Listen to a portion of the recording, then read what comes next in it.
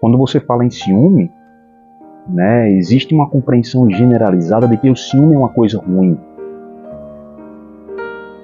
Mas as Sagradas Escrituras, ela em mais um trecho, ela vai falar que Deus é um Deus ciumento. Então, a grande questão que se coloca é justamente saber, né, que existe uma distinção entre o ciúme humano e o ciúme divino, o ciúme que vem dos homens e o ciúme que vem de Deus. A literatura, ela é muito rica em personagens que são representativos do ciúme humano. A gente vai para Machado de Assis, a gente encontra Bentinho em Dom Casmurro, a gente vai para Shakespeare, a gente encontra Otelo na obra homônima, né, Otelo. Mas para mim, nenhum personagem é mais representativo do ciúme do que Medeia, que é um personagem mitológico grego, certo?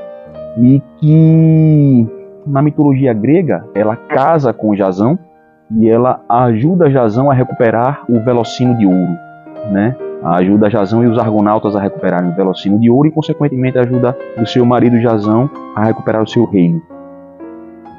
Mas Eurípides, que é considerado o maior dos dramaturgos gregos, ele tem uma peça chamada Medeia.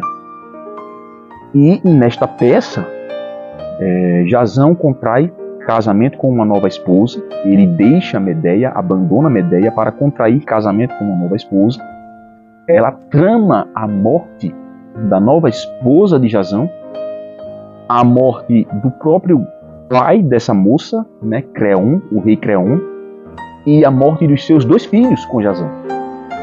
Colocarei nas mãos de meus filhos presentes que deverão levar aquela jovem, de modo que eles também não sejam exilados comigo.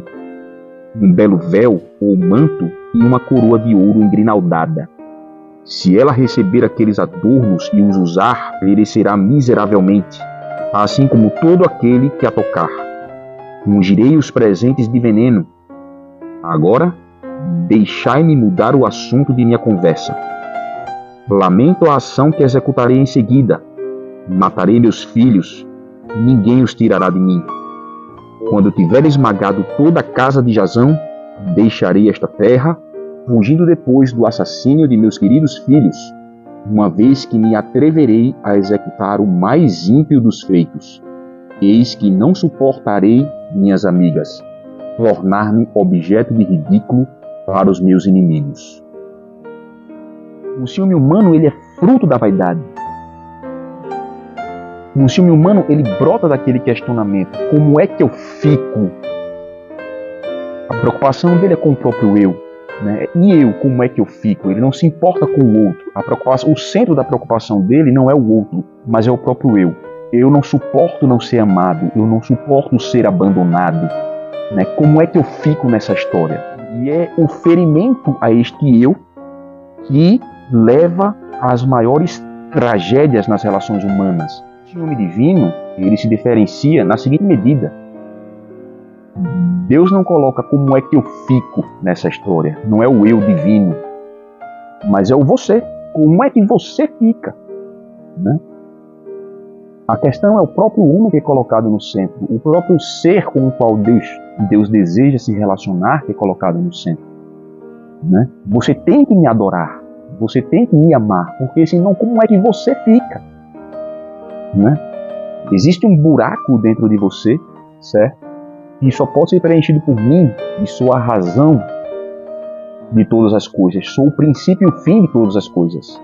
Aquele que tem a chave, que abre e ninguém fecha, que fecha e ninguém abre, eu sou a razão de todas as coisas. Então como é que você fica se você não me amar, se você não me servir, se você não prestar a sua honra, a sua homenagem, se você não se achegar, se você não buscar aquele que é a razão do seu próprio existir?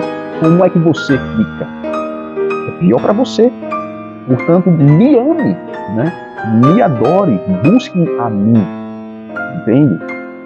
Por quê? Porque você precisa de mim. Então é melhor para você que você me ame.